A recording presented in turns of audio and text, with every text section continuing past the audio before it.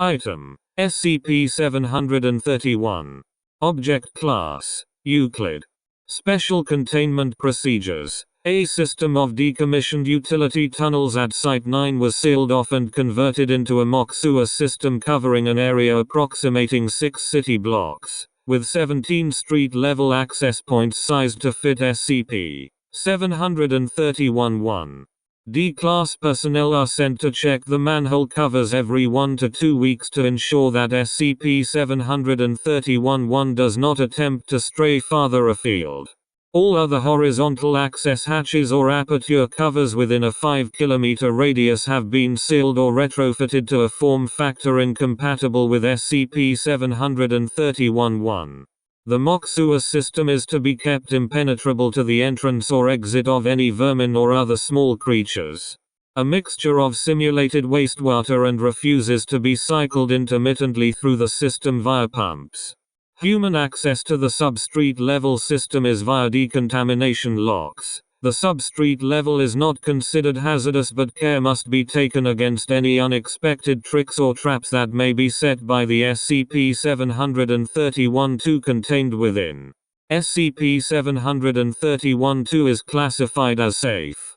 Description: SCP-731-1 is a steel disc 63 cm in diameter, approximately 3 cm thick, weighing 55 kg.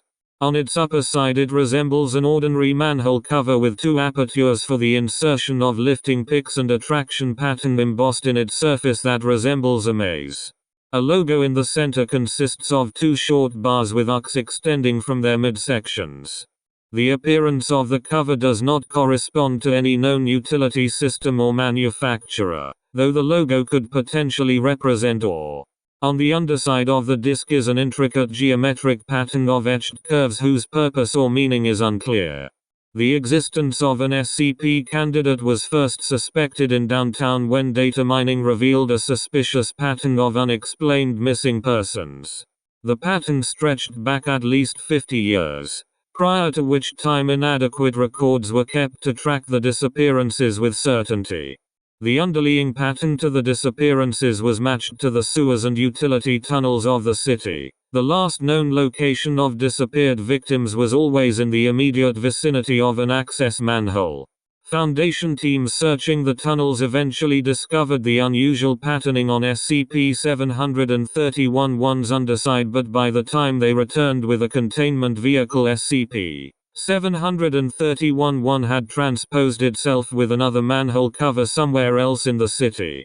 SCP-731-1 was ultimately cornered after a campaign was launched to weld down every manhole cover in the city under the guise of anti-terrorism measures, restricting SCP-731-1's mobility to the point where its only option was to transpose into a manhole that had been prepared for rapid removal and transport. SCP-731-1 appears to act as a sort of roving ambush predator. Its senses are unknown but apparently very acute. When it is stepped on by a lone human who is not being observed by anyone else, the victim appears to fall down the manhole, in actuality being sucked into the solid surface of SCP-731-1.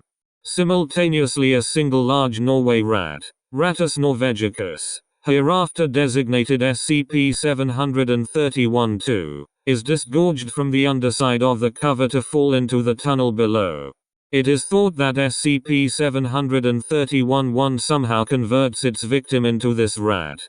The maximum range over which SCP-731-1 is able to transpose itself with compatible manholes, or whether it is possible for it to jump to another network of utility tunnels not directly connected to its current home, is not known.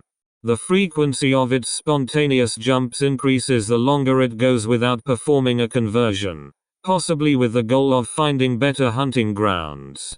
It is therefore hoped that by allowing it to capture and convert a D-class personnel on a regular basis, it can be kept satiated and will remain within the foe city where it is currently contained.